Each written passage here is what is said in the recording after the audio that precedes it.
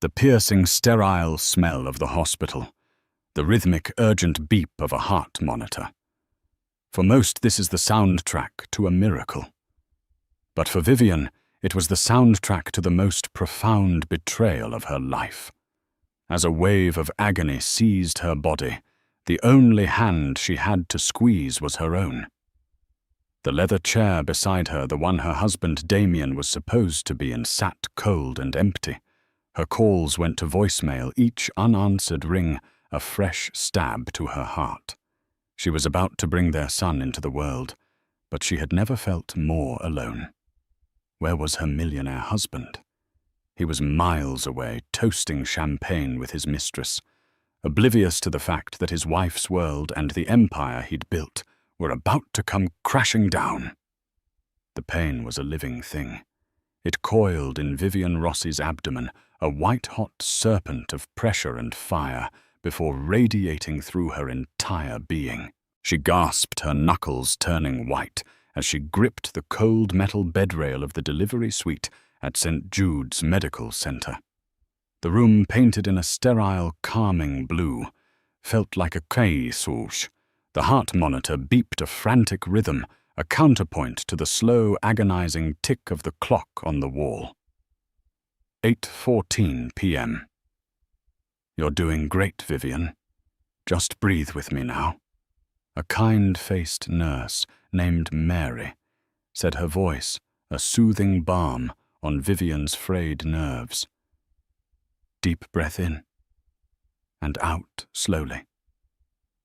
Vivian tried, but the breath hitched in her throat, turning into a sob. It wasn't just the physical pain that was tearing her apart. It was the vast, echoing emptiness of the room. It was the sight of the plush leather visitor's chair, the one Damien had insisted they bring from his office for maximum comfort, sitting vacant. He was supposed to be here. She squeezed her eyes shut, trying to block out the sterile reality and summon his face. Not the recent version of Damien Sterling, the one whose eyes were always glued to his phone, whose smiles didn't quite reach them, whose excuses about late-night board meetings and emergency client dinners had become a nightly occurrence.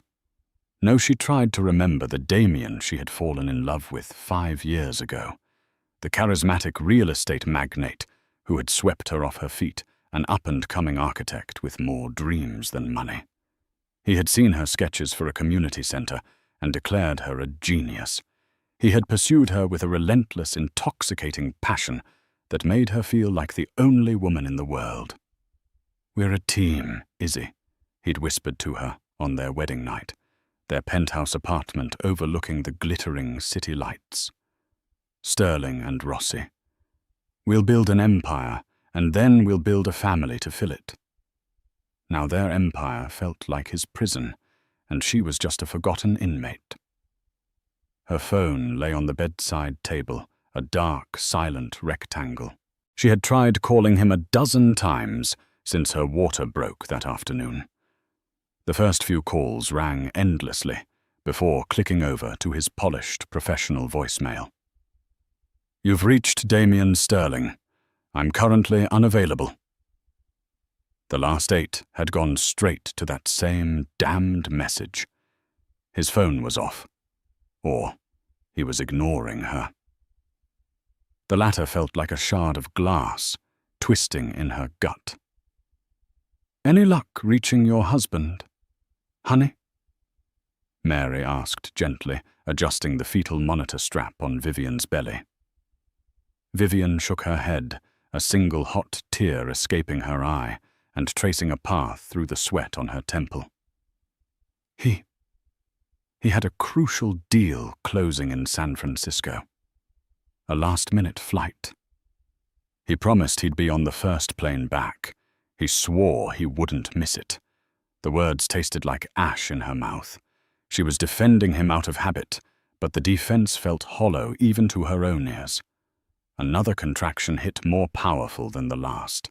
Vivian cried out a raw, primal sound that was part pain, part despair. In that moment of blinding agony, She wasn't Mrs. Vivian Sterling, wife of a millionaire resident of a glass-walled palace in the sky. She was just a woman, terrified and utterly alone, about to face the biggest moment of her life, with nothing but the professional kindness of strangers. Hours bled into one another. The world outside the hermetically sealed room ceased to exist. There was only the relentless cycle of pain, the rhythmic beeping, and the gaping void left by Damien's absence. Through the haze of exhaustion and agony memories flickered Damien assembling the crib. His brow furrowed in concentration, Damien pressing his ear to her swollen belly, a rare, genuine smile on his face as the baby kicked. He's got a right hook like his old man, he'd joked. Where was that man now? At 2:47 a.m., after a final desperate push that felt like it was tearing her soul from her body, her son was born. A cascade of relief, love, and utter exhaustion washed over her as the doctor placed the wailing, beautiful baby on her chest. He was perfect. 10 fingers, 10 toes, a thatch of dark hair, just like Damien's. She sobbed this time, with a joy so fierce it hurt. "Leo," she whispered, her voice hoarse. "Leo Michael Sterling." As the nurses cleaned her up and settled her and Leo into the recovery room, a sliver of hope remained. Maybe Damien's plane was delayed. Maybe his phone had died. Maybe he would burst through the door any second, breathless and apologetic, his eyes lighting up at the sight of his son. The door finally opened at 6:15 a.m. Damien stood there, his custom-tailored suit looking impossibly crisp, not a hair out of place. He smelled faintly of expensive cologne and something else, something floral and distinctly feminine. There was no look of frantic worry on his face, no disheveled panic from a mad dash through the airport. He looked merely inconvenienced. "Izzy," he said, his voice a low murmur. "I am so sorry. The deal went into extra innings. We were at the negotiating table all night. My phone died. I came as soon as I could." Vivian stared at him, her heart a leaden weight in her chest. She looked at his perfectly knotted silk tie, his polished shoes, and the faint, almost invisible smudge of shimmery pink lipstick on the collar of his white shirt. She looked at the man who had missed the birth of his own son for a deal. She held Leo closer, turning her face away so he wouldn't see the fresh tears. The deal, she repeated, her voice flat and devoid of emotion. "Right. I'm glad you could close it, Damien." He moved closer, peering at the baby in her arms with a detached curiosity. "So that's him, huh? He's small." Vivian didn't answer. She just looked down at the tiny, perfect face of her son, a silent vow forming in her heart. She had brought him into this world alone, and if she had to, she would raise him alone too. The cold, empty chair from the delivery room was no longer just a piece of furniture. It was a symbol. It was the beginning of the end. The first few weeks home were a blur of sleepless nights, endless feedings, and the overwhelming primal love Vivian felt for Leo. Their penthouse apartment, which had once felt like a symbol of their success, now felt like a gilded cage. Its floor-to-ceiling windows offered a panoramic view of the city, but all Vivian could see was her own reflection, a tired, pale woman in a milk-stained robe, her architectural ambitions gathering dust along with Damien's untouched family photo albums. Damien played the part of the doting new father, but only when an audience was present. For his parents' visit, he held Leo with practiced ease, boasting about his strong grip. When his business partner, Nathan Chen, came over with a gift, Damien spoke of legacy and building an empire for his heir. But when they were alone, the performance stopped. The nights were Vivian's domain. Damien slept in the guest room, citing the need to be sharp for morning meetings. His excuse was that Leo's crying would disrupt his concentration. The truth Vivian knew was a chasm widening between them so vast that a baby's cry couldn't possibly cross it. His phone, once casually left on the kitchen counter, was now his constant companion, always screen down or in his pocket. He took calls on the terrace, his voice a low, intimate murmur carried away by the wind. The late nights became more frequent, the excuses more elaborate. Networking dinners, investor calls with Dubai site inspections that ran late. Vivian, consumed by the demands of a newborn, tried to ignore the warning signs. She told herself it was the stress of his work, the pressure of his new multi-billion-dollar waterfront development project. She wanted to believe the man she married was still in there somewhere, buried beneath layers of ambition and arrogance. The first crack in her denial appeared on a Tuesday morning. Damien had left early for a breakfast meeting. Vivian was sorting laundry when his tablet, which was synced to his phone, chimed with a notification on the nightstand. She glanced over. It was a calendar alert. Anniversary dinner, S8 p.m. at Le Ciel. Vivian's blood ran cold. Their anniversary was in October. This was August. And who was Say? Her mind raced. Sarah Samantha. A cold dread pooled in her stomach. Le Ciel was the most exclusive romantic restaurant in the city, with a 6-month waiting list. He had told her he was having dinner with a concrete supplier from Chicago. Her hand trembled as she picked up the tablet. It was unlocked. With a heart hammering against her ribs, she opened his messages. She didn't have to scroll far. A conversation with a contact named simply S was pinned to the top. The profile picture was of a sleek black swan logo, not a person. The messages were a dagger to the heart. Can't wait for tonight, my love. 1 year since you walked into my gallery and changed my life. Damien. The feeling is mutual. Tonight we celebrate. Wear the red dress. S. The one you like, Damien. The one I like to take off you. S. Naughty. Don't be late. I have a surprise for you. Damien. I'll be there.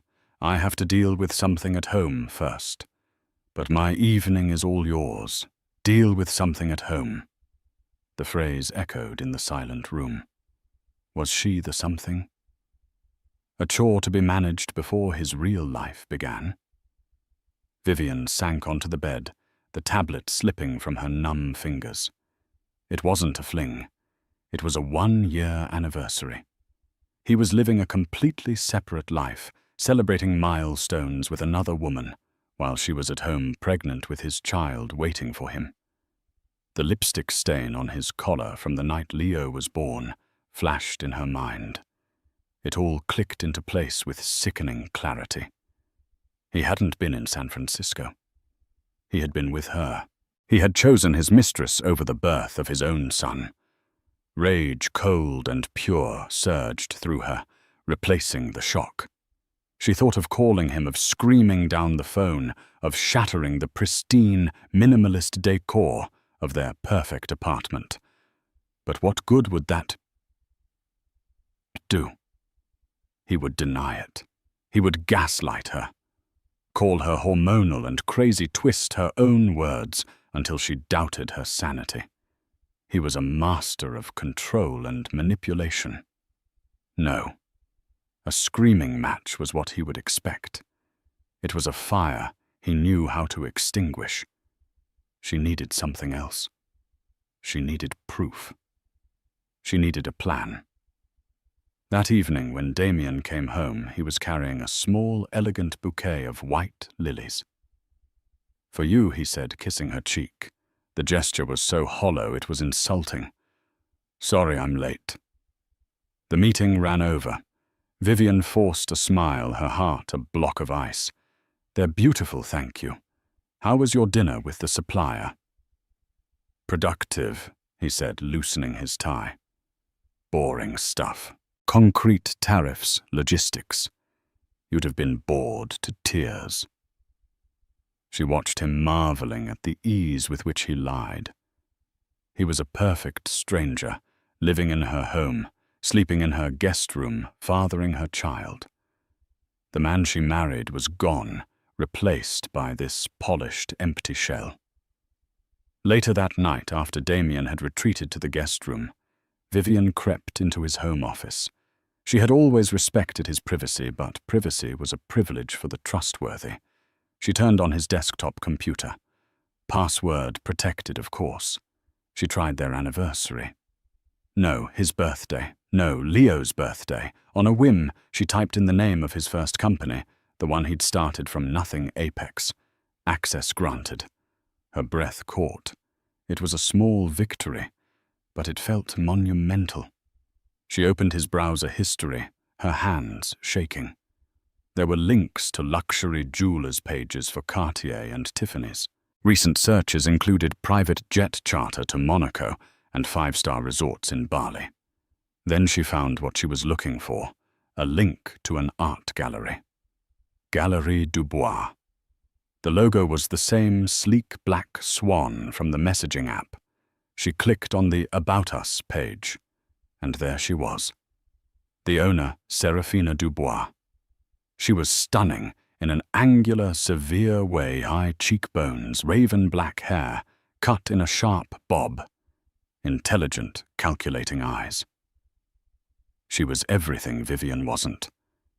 She was polished, powerful, and unencumbered by the beautiful, messy reality of motherhood. Vivian scrolled through the gallery's event photos, and then she saw it. A picture from a charity gala 2 months prior. Damien was on the far left of the photo, but his attention was entirely focused on the woman next to him, Serafina. He was laughing, his head tilted towards her, his hand resting on the small of her back with an intimacy that was unmistakable. They looked like a couple, a power couple. Vivian stared at the photo until the faces blurred through her tears. The glass house Damien had built for them was a sham. The foundations were rotten, and the cracks were finally starting to show. And Vivian knew with a terrifying certainty that she had to be the one to bring it all crashing down before it buried her and Leo alive. The next few days were an exercise in masterful acting for Vivian. She played the part of the devoted, if slightly overwhelmed, new mother. She smiled when Damien held Leo. She asked about his day. She feigned belief in his increasingly flimsy excuses for his absences. Inside, she was a coiled spring of fury and resolve. The grief was still there, a raw wound in her chest, but it was being cauterized by a burning need for truth and justice. Her first call was to her best friend, Chloe Martinez. They had been inseparable since college, and Chloe, now a razor-sharp litigator at a top family law firm, was the one person Vivian knew she could trust implicitly. "Chloe, I need you." Vivian said, her voice barely a whisper, as she rocked Leo's bassinet with her foot. "Not as a friend. I need you as a lawyer." An hour later, Chloe was sitting in Vivian's kitchen, a sleek leather briefcase on the table next to a half-empty baby bottle. Chloe's sharp, intelligent eyes scanned Vivian's face with concern. "Izzy, talk to me. What's going on? You look like you haven't slept in a year." With trembling hands, Vivian slid Damien's tablet across the marble countertop, open to the messages with S. Chloe read them, her expression shifting from concern to a cold, professional fury. She scrolled, her jaw tightening with every flirtatious exchange, every shared secret, every plan for a clandestine meeting. When she finally looked up, her voice was low and dangerous. The son of a bitch. It wasn't a question. It was a verdict. Vivian finally let the dam break. The whole story poured out of her: the empty chair in the delivery room, the lipstick stain, the fake business trips, the anniversary dinner, the Galerie du Bois. Chloe listened patiently, her expression hardening into a mask of legal steel. "Okay," she said, when Vivian finished, her voice firm. "Okay, Izzy. The first thing you need to understand is that you are not going to be a victim in this. We are going to be smart. We are going to be strategic. And we are going to be prepared. No screaming matches, no emotional confrontations. Not yet. Right now, we are on a fact-finding mission. We need irrefutable proof, not just of the affair, but of its scope and duration." Over the next week, guided by Chloe's strategic mind, Vivian transformed from a heartbroken wife into a private investigator in her own home. It was a dangerous, nerve-wracking game. She had to seize small windows of opportunity when Damien was in the shower or on a genuine business call. She started with finances. Chloe had advised her to look for unusual expenditures. Using the Apex password, she gained access to his personal credit card statements. It was all there, laid out in cold, hard numbers. Weekly charges at five-star hotels, always for a day rate. Thousands of dollars spent at Cartier last month, a diamond bracelet, the invoice revealed.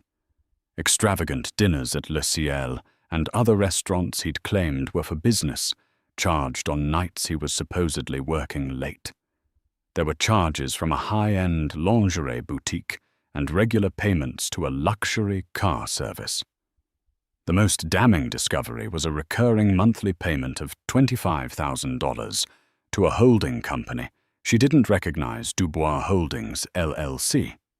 It was a direct financial link. He wasn't just wining and dining his mistress. He was funding her. The emotional betrayal was agonizing, but the financial evidence was solid gold. "This isn't just an affair," Izzy Chloe said, looking over the printouts Vivian had discreetly made.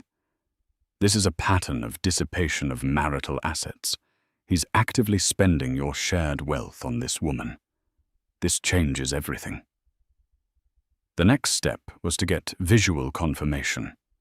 Chloe was adamant. A judge can explain away credit card bills. It's a lot harder to explain away a photograph. Chloe hired a private investigator, a discreet professional named Frank, a former police detective with a knack for blending into the background. Vivian provided Frank with Damien's schedule, which she pieced together from his calendar and overheard calls.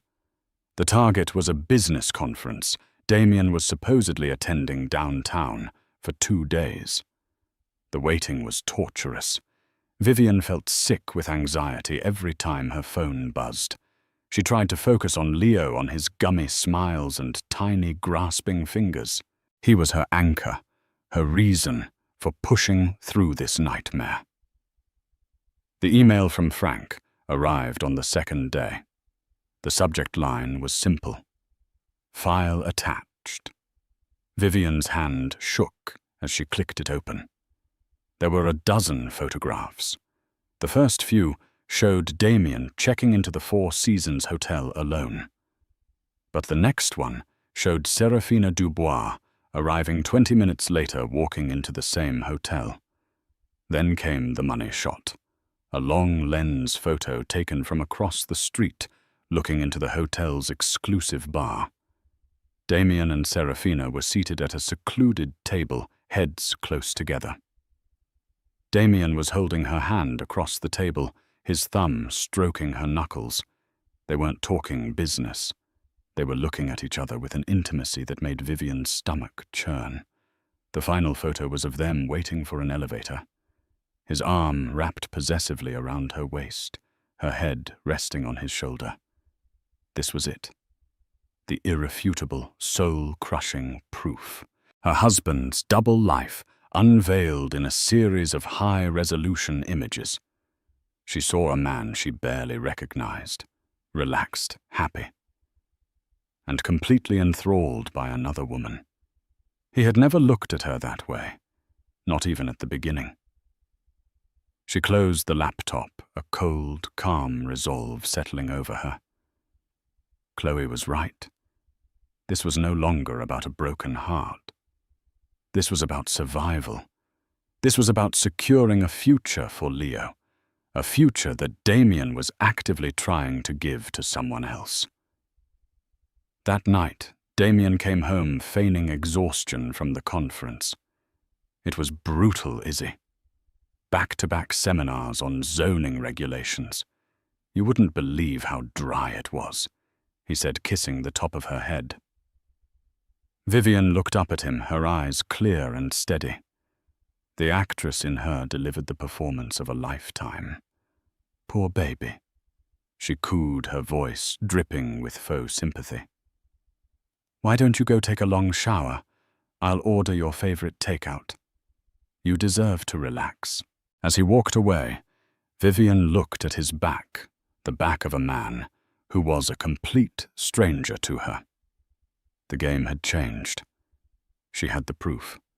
Now she just had to wait for the right moment to play her hand. But she couldn't shake a terrifying thought. If he was capable of this level of deception, what else was he hiding? With the evidence of the affair, photographic, digital, and financial piling up, Vivian felt a grim sense of control returning. She and Chloe were building a formidable case. The plan was simple: confront Damien, file for divorce, and use the evidence of infidelity and dissipation of assets to secure a generous settlement that would ensure she and Leo were set for life. It was a painful but straightforward path, or so she thought. The twist came from an unexpected source: Damien's business partner, Nathan Chen.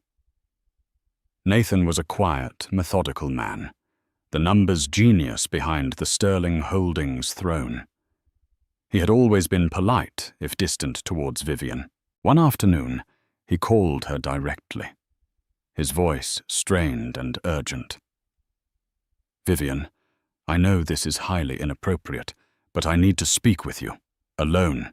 It's about Damien. It's important. They met at a small, anonymous coffee shop halfway across town. Nathan looked haggard, dark circles under his eyes. He fidgeted with his cup, avoiding her gaze. Nathan. What's wrong? Vivian asked, her heart beginning to pound. I'm breaking a lot of rules by being here. He began, his voice low. Damien would kill me, but I have a conscience, and I have a daughter. What he's doing, it's not just wrong, it's catastrophic. Vivian braced herself. You know about Serafina Dubois. Nathan nodded grimly. It's worse than you think. This isn't just some midlife crisis affair. Serafina isn't just an art dealer. Her father is Lucien Dubois, the head of a rival European conglomerate, Vexillium Group. They've been trying to get a foothold in the US market for years, and Damien has blocked them at every turn.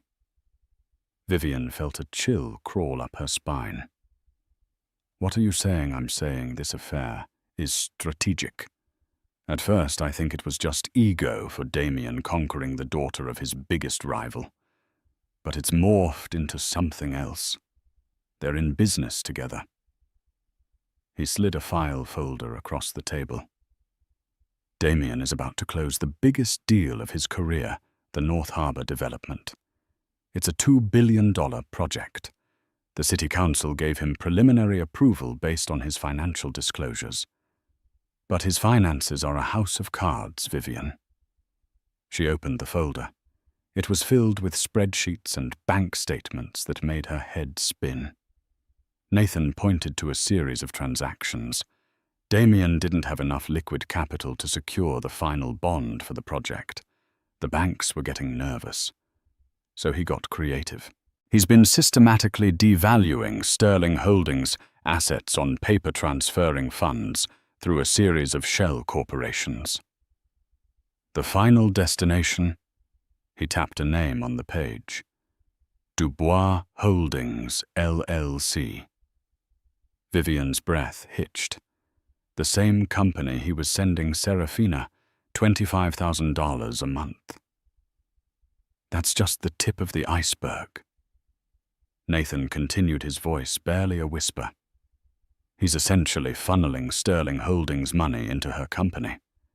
She then uses that money to invest back into the North Harbor project as a silent partner, making it look like Damien has secured legitimate foreign investment. It's a massive fraud. He's using your shared marital assets to illegally finance a project with his mistress, who is a front for his biggest competitor. Vivian stared at him, the coffee shop blurring around her.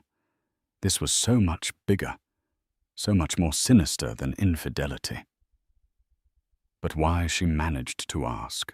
Why would he do that? Why would he involve her? Because he's planning to leave Nathan, said finally, meeting her eyes. The pity in them was like a physical blow. Once the North Harbor deal is finalized and the first phase of construction is paid for, the money will be tied up in the new entity co-owned by him and Serafina. He's planning to dissolve his majority stake in Sterling Holdings, declare it near bankrupt from all the asset transfers, and start a new company in Europe with Serafina and all the North Harbor money. He's not just leaving you. He's planning on leaving you with the smoldering ruins of his company and a mountain of debt. He's trying to leave you with absolutely nothing. The air left Vivian's lungs. It was a betrayal on a scale she could never have imagined. He wasn't just cheating on her. He was methodically erasing her from his life, financially and personally. He was stealing their past, their present, and her son's future. The penthouse, the cars, the savings, it was all a mirage. The money was already gone, siphoned away to build a new life with another woman. The beautiful architect who had fallen for a charismatic visionary now saw the truth. She hadn't married a builder. She had married a demolitions expert. And she and her son were standing at ground zero. She closed the folder, her hands steady. The shock was so profound, it had bypassed tears and gone straight to ice. The little game of catching a cheating husband was over. This was war. A war for her survival, for her son's birthright, and for every penny that this man was trying to steal from them. "Thank you, Nathan," she said, her voice eerily calm. "You have no idea what you've just done." He gave her a weak, sad smile. "Just be careful, Vivian. He's more ruthless than you can imagine. When a man is willing to burn down his own empire, he won't hesitate to destroy anyone standing in the ashes."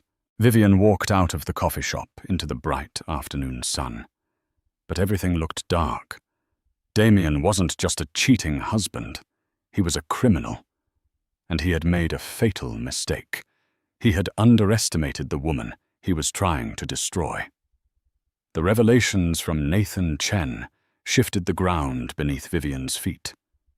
The personal betrayal, as deep and painful as it was now eclipsed by a clear and present danger.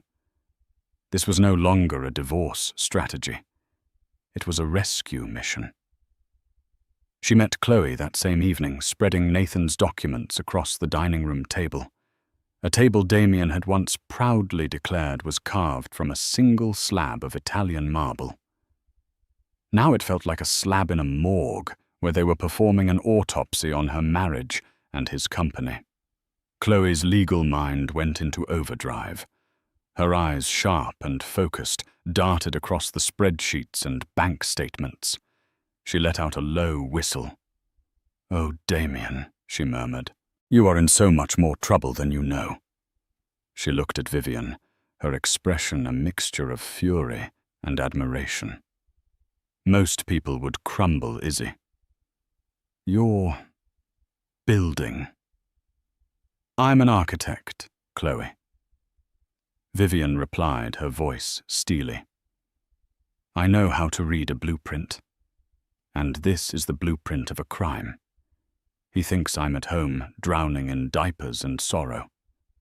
He has no idea I'm about to become the biggest structural problem his new life has. The plan had to change. A simple divorce filing was no longer enough. If they filed now, Damien would accelerate his plans, move the rest of the money, and disappear, leaving them to fight over the scraps of a bankrupt company. "We need to be smarter," Chloe declared, pacing the length of the vast living room. "We can't just sue for divorce. We need to stop the North Harbor deal from closing. We need to freeze his assets before he can move another dime. We're moving beyond family law, Izzy. This is corporate fraud. We need a different kind of weapon." Chloe brought in a forensic accountant, a man named Mr. Davies, whose mild, bespectacled appearance belied a mind like a steel trap. For the next 2 weeks, Vivian's life became a clandestine operation. By day, she was the perfect, unassuming wife, playing her part with an Oscar-worthy performance. She'd pack Damien's briefcase for his important meetings, all the while knowing he was meeting with lawyers to finalize the fraudulent deal with Serafina. She'd smile and kiss him goodbye, the taste of betrayal bitter in her mouth, her mind racing with the details she and her team were uncovering. At night, after Damien had retired to his guest room, Sanctuary, Vivian's real work began. With Mr. Davies on a secure video call and Chloe in her kitchen, they dove into the digital labyrinth of Damien's empire. Using the information Nathan had provided as a key, they unlocked a hidden world of deception.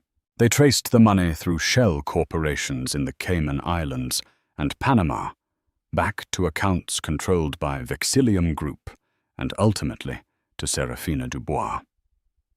Mr. Davies discovered the smoking gun, a draft of the final North Harbor partnership agreement on Damien's cloud server, which he had foolishly synced to the family computer.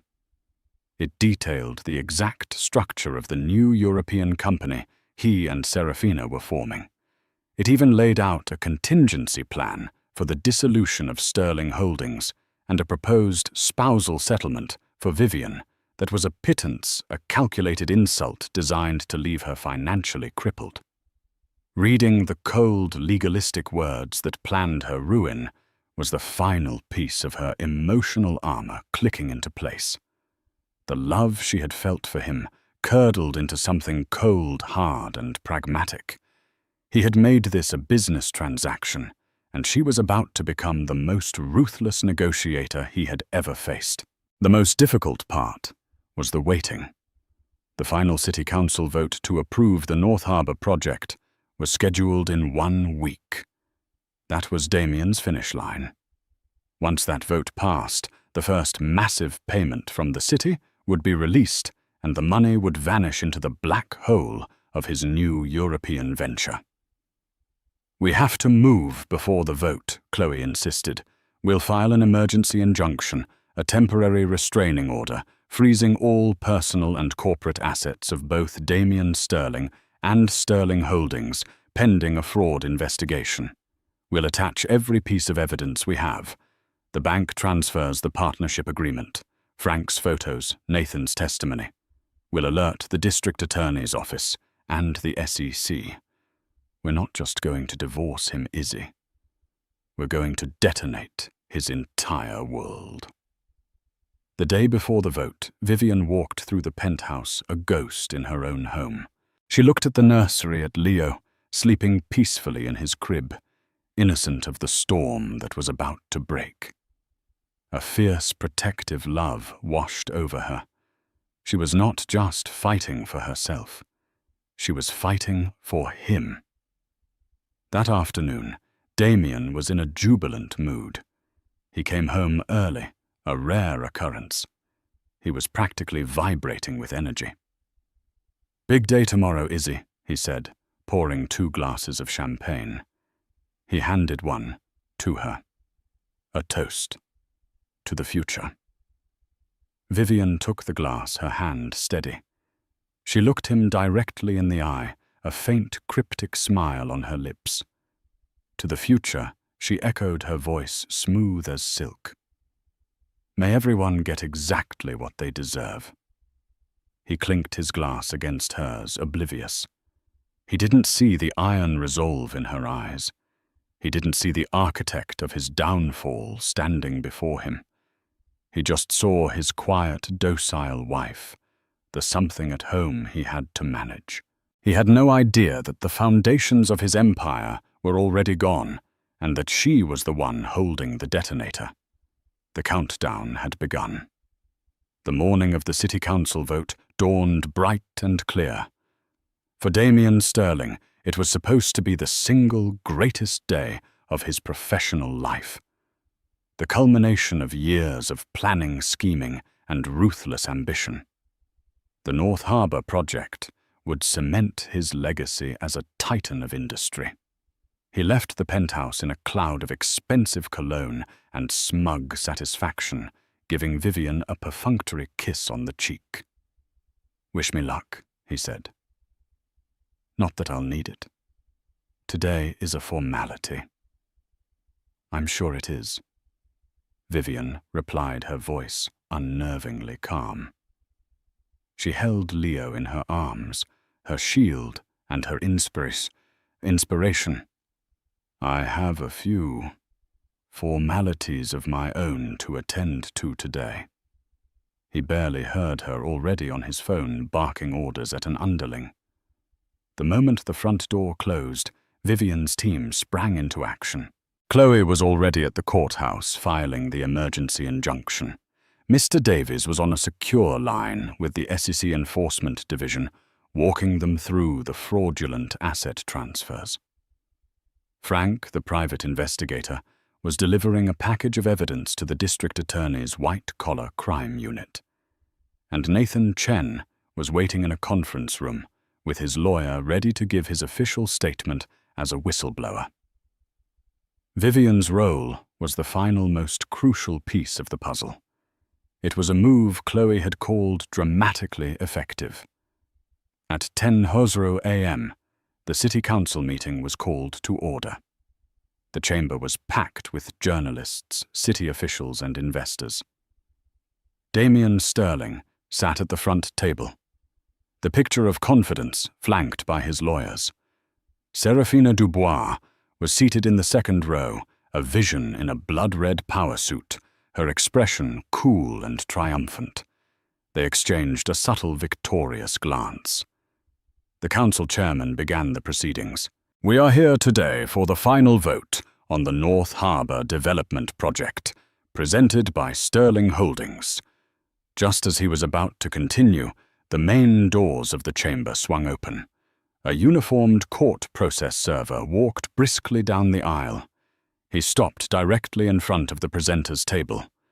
"Damien Sterling," he asked, his voice booming in the suddenly silent room. Damien looked up, his confident smile faltering into a look of pure confusion. "Yes." The server placed a thick stack of documents directly in front of him. "You've been served." Cameras flashed. A confused murmur rippled through the chamber. Damien stared at the papers, his face draining of color. The top sheet was a temporary restraining order signed by a judge just 30 minutes prior. In bold letters, it stated that all assets, personal and corporate, of Damien Sterling and Sterling Holdings were hereby frozen. His head snapped up, his eyes frantically scanning the room. And then he saw her. Vivian was standing in the doorway she had just entered. She was not the tired postpartum wife in a messy bun and sweats. She was the architect. She was dressed in a sleek charcoal grey suit, her hair pulled back in an elegant chignon.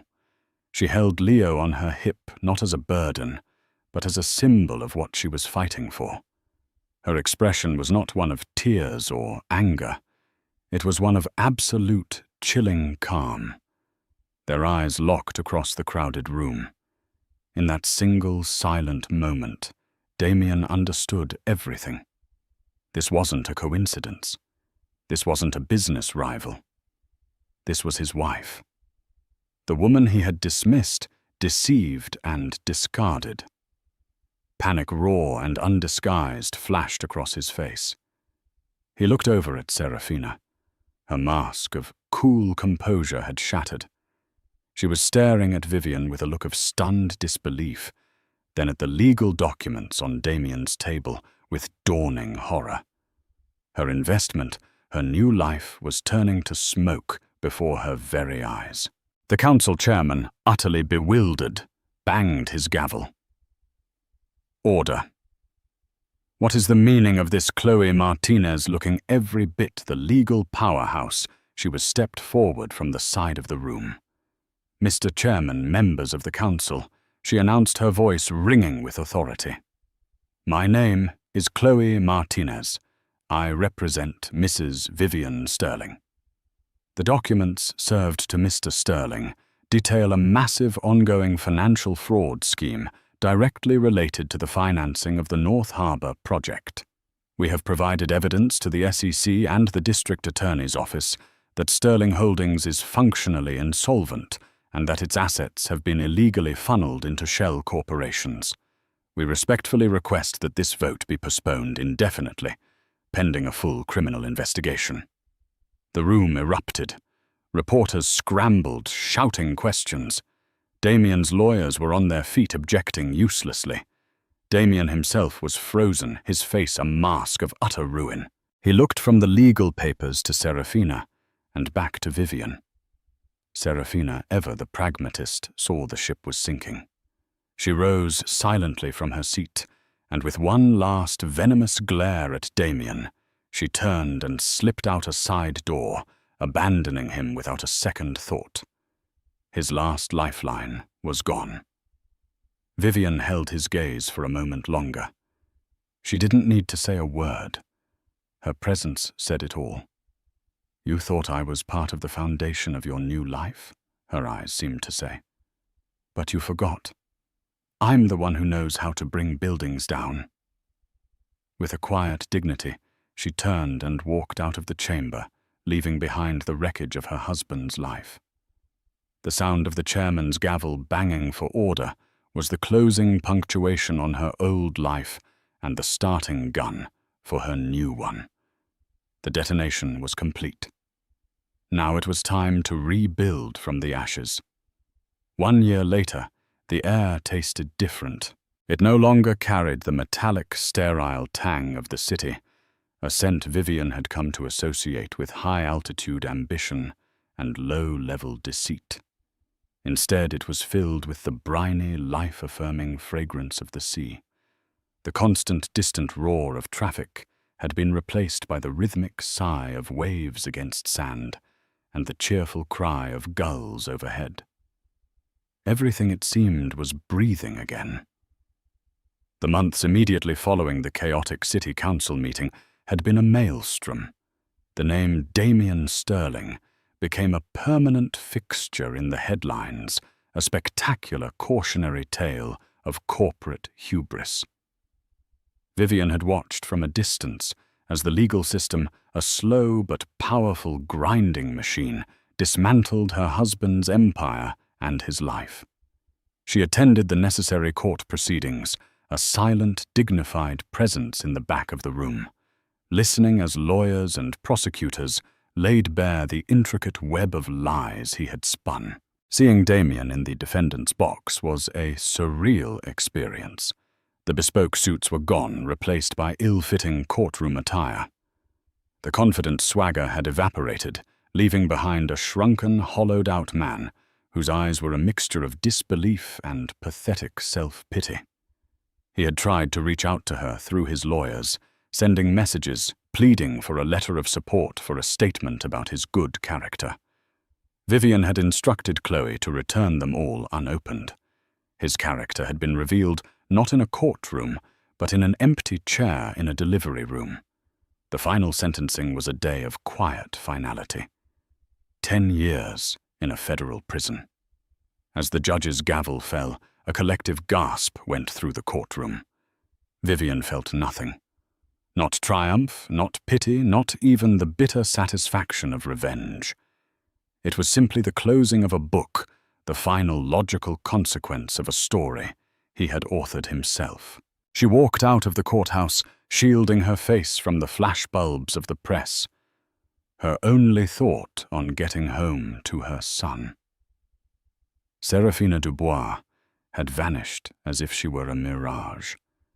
Interpol had issued a notice, but her family's wealth and influence had spirited her away, likely to a non-extradition country where she could live out her days in luxurious exile. Vivian rarely thought of her. Serafina wasn't the cause of the rot. She was merely a symptom of it. The disease had been in Damien's soul all along. With the legal battles concluded, Vivian executed her own blueprint for escape. The court, guided by Chloe's fierce and meticulous advocacy, had untangled the mess of Damien's finances. After the government and creditors took their share, what was left of the untainted marital assets was awarded to Vivian. It was not the fortune of a millionaire's wife, but it was more than enough. It was freedom. It was a fresh start. She sold the penthouse and everything in it, refusing to take a single piece of furniture, a single piece of art from that cold, glass-walled mausoleum. She packed only her clothes, Leo's belongings, and a long-forgotten cardboard tube that had been stored in the back of a closet. She moved back to Seaside, the quiet coastal town where she had grown up, a place of weathered, cedar-shingled houses and lifelong friendships. She bought a modest but charming craftsman-style house on a street lined with old oak trees. It had a wide front porch for sipping coffee, a small, sun-drenched room that she immediately claimed as her studio, and a sprawling, slightly wild backyard perfect for a little boy to explore. After the sterile silence of the penthouse, this house was alive. It creaked and groaned in the wind, its rooms filled with the scent of her mother, Maria's cooking, and the sound of Leo's delighted squeals. It was a home. For the first few months, she did nothing but heal. She walked for miles on the beach. Leo strapped to her chest, the salty wind whipping the tears from her eyes, tears she hadn't allowed herself to shed during the fight. She was not mourning the man Damien had become, but the man she had once believed he was. She was grieving the future she had envisioned, the family she had thought she was building. One rainy Tuesday, while Leo was napping, she finally opened the cardboard tube she had saved. She unrolled the contents on her new drafting table. They were her old architectural drawings from before she met Damien. Designs for a sustainable community center, a free clinic, a series of beautiful, affordable family homes. Her dreams rendered in graphite and ink. Her fingers traced the lines, a spark of electricity running up her arm. It felt like coming home to herself. That spark ignited a fire. She started small, establishing a one-woman firm from her sunroom studio. She named it simply Rossi Designs, reclaiming the name that was truly hers. Her first client was her elderly next-door neighbor, who wanted a new deck and a wheelchair-accessible ramp. Vivian poured her heart into the project, creating a design that was not only functional but beautiful, with built-in planters and a pergola for climbing roses. The joy and gratitude on her neighbor's face was more satisfying than any praise Damien had ever given her. Word of her thoughtful, human-centric designs spread through the small town. A commission for a kitchen remodel led to a full house renovation, which led to a contract to design a new wing for the local library. She was not building monuments to ego. She was creating spaces for life. Which brought her to this crisp autumn afternoon. The sun, low and golden, cast long shadows across the bustling construction site. Vivian stood, a white, hard hat perched on her head, a blueprint clutched in her hand, watching as the framework for the new seaside community center rose against the twilight sky. It was her design, the very one she had packed away in that cardboard tube all those years ago, now revised and improved, coming to life in wood and teal. Leo now, a sturdy, curious toddler with his father's dark hair. But her warm, steady eyes was digging happily in a large sandbox nearby. Her mother, Maria, sat on a bench, her knitting needles clicking softly, a serene smile on her face. This was her world now. Not a penthouse overlooking a city of strangers, but an open field surrounded by family building something for her community. Her phone buzzed in her pocket. She pulled it out, expecting a call from the contractor. Instead, it was a text from an unfamiliar number. Vivian, it's Nathan Chen. I saw in the trade journal that Rossi Designs won the Regional Architecture Award for the Seaside Community Center. Just wanted to say congratulations. No one deserves it more. You built something beautiful out of the rubble. Vivian stared at the message, a slow, genuine smile spreading across her face. Nathan, the unlikely catalyst, the man whose conscience had given her the weapons she needed to fight back. She typed a simple reply. Thank you, Nathan. That means a lot. She slipped the phone back into her pocket and looked up. She saw the clean, strong lines of the building taking shape her building. She looked at her son, laughing as he piled sand into a bright red bucket. Her son. Damien had been a builder of towers made of glass and lies on foundations of greed. They were designed to impress, to intimidate, to dominate. But a flawed foundation means the whole structure is compromised, destined to collapse. She, on the other hand, was an architect. She knew that the most important part of any structure was its foundation.